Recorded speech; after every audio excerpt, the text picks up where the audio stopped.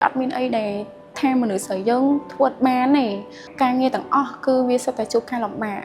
bàn tay còn tại ca lọc bạc nó dừng bắt đầu việc tới chia cả mình tay ta miền có mật phe rồi có sạch nhiệt để có top score chẳng có tay ta vậy thang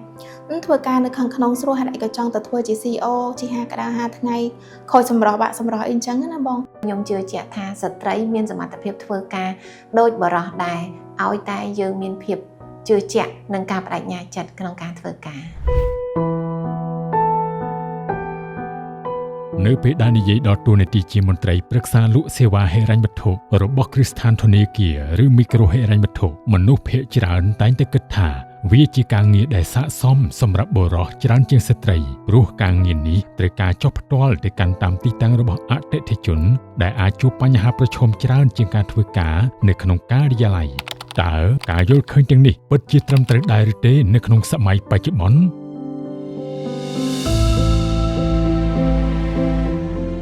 ចំពោះសម្រាប់មតិដែលគាត់លើកឡើង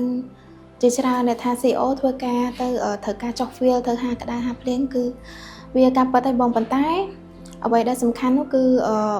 វាជា commitment របស់ខ្ញុំមួយជាក្តីសម័យរបស់ខ្ញុំតាំងពីទូចមកអញ្ចឹងណាបងដោយជាជំរុញឲ្យទឹកចិត្តរបស់ខ្ញុំគឺធ្វើការអត់ហត់នឿយបងចាដោយសារតែទីមួយយើងមិនមែនតែអង្គុយតែចុះfeel ឬក៏ជាហាក្តៅហាភ្លៀងទេបងយើងមានឱកាសជួបអតិថិជនជាច្រើនមួយវិញទៀតយើងរៀនសូត្របានច្រើនពីអតិថិជនបងចាហើយធ្វើឲ្យយើងកាន់តែមានបង្កើនសមត្ថភាពខ្លួនឯងក្នុងការទំនាក់ទំនងជាមួយមនុស្សថ្មីហើយនឹងឱកាសថ្មីសម្រាប់ខ្លួនឯងដែរបងខ្ញុំចង់ challenge ហើយមួយទៀតជាចំណងចំណូលចិត្តរបស់ខ្ញុំដែរដែលខ្ញុំចូលចិត្តធ្វើការជាសកម្មអញ្ចឹងខ្ញុំចង់ដឹងថាភាពខុសគ្នារវាង CEO ប្រុសឬក៏ CEO ស្រីហ្នឹងវាបែបណា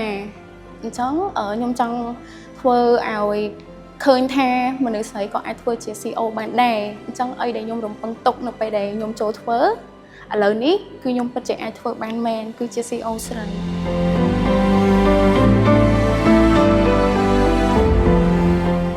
ភាពជាក់ស្ដែងនៅក្នុងវិស័យធនាគារនិងហិរញ្ញវត្ថុនាពេលបច្ចុប្បន្នបានឆ្លុះបញ្ចាំងឲ្យឃើញពីការផ្លាស់ប្ដូរយ៉ាងខ្លាំងអំពីតួនាទីរបស់ស្ត្រីក្នុងវិស័យនេះការងារចុះដល់ទីតាំងអតិថិជនដែលធ្លាប់តែត្រូវបានគេគិតថាពិបាកឥឡូវនេះកំពុងត្រូវបានធ្វើយ៉ាងសកម្មនិងប្រកបដោយប្រសិទ្ធភាពខ្ពស់ដោយបុគ្គលិកជាស្ត្រី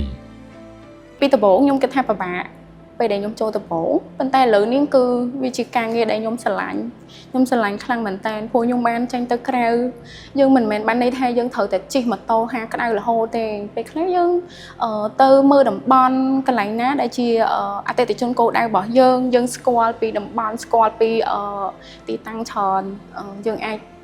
ទៅជួបភ្ញៀវអីមកទៅគឺវាអត់មានអីដែលថាមនុស្សស្រីយើងធ្វើបានទេ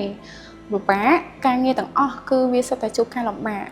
ប៉ុន្តែគ្រាន់តែការលំបាកហ្នឹងយើងបដូរវាទៅជាឱកាសវិញឬក៏ទៅជាមេរៀនដែលយើងធ្វើវាទៅវាបានប្រយោជន៍បើយើងនៅថ្ងៃក្រោយគឺចង់ផ្ដាំផ្ញើសារទៅកាន់នារីយើងគ្រប់រូបមិនថាគាត់កំពុងតែកាន់មុខងារឬក៏តួនាទីណាក៏ដោយអញ្ចឹងខ្ញុំចង់ជួយលើកទឹកចិត្តឲ្យគាត់ថាកុំគិតថាការងារ CEO គឺបានធ្វើបានតែបុគ្គលិកបរិបទអញ្ចឹងណាបងចាចង់ឲ្យគាត់បើកចិត្តឲ្យទូលាយក្នុងការសាកល្បងសិនសំខាន់គាត់រកខ្លួនឯងឃើញថាចង់ធ្វើការងារខាងក្រៅឬក៏មួយធ្វើការនៅខាងក្នុងអញ្ចឹងបង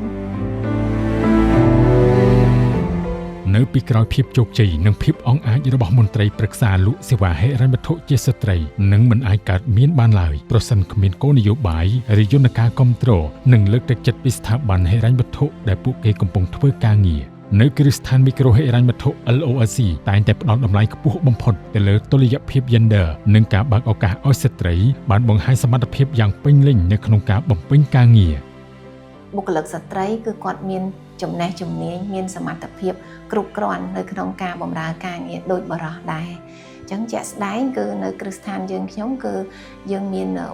ជ្រើសរើសបុគ្គលិកស្ត្រីឲ្យបម្រើការងារតាំងពី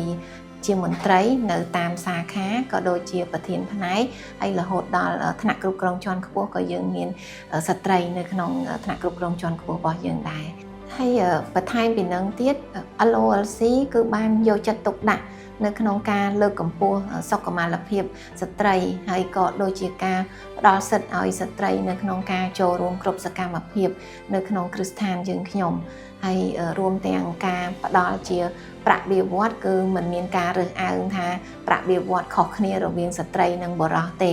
ហើយតាក់ទងនឹងការផ្ដល់ជាអត្ថប្រយោជន៍ក៏ដូចជាឱកាសទទួលបានការបណ្ដុះបណ្ដាលឬក៏ឱកាសដំឡើងតួនាទីគឺថាស្ត្រីគឺទទួលបានឱកាសស្មើៗគ្នាដូចបុរសដែរ ការផ្ដល់អំណាចនិងការគ្រប់គ្រងដល់ស្ត្រីមិនត្រឹមតែជួយបំបែកផ្នត់គំនិតចាស់ៗដែលគិតអវិជ្ជមានចំពោះសមត្ថភាពរបស់ស្ត្រីប៉ុណ្ណោះទេប៉ុន្តែវាជាសក្ខីកម្មបញ្ជាក់ថាឲ្យតែមានឱកាសនិងការជឿជាក់ស្ត្រីអាចធ្វើបានគ្រប់យ៉ាងនិងដើរតួជាកម្លាំងចលករយ៉ាងសំខាន់ក្នុងការអភិវឌ្ឍសង្គមជាតិ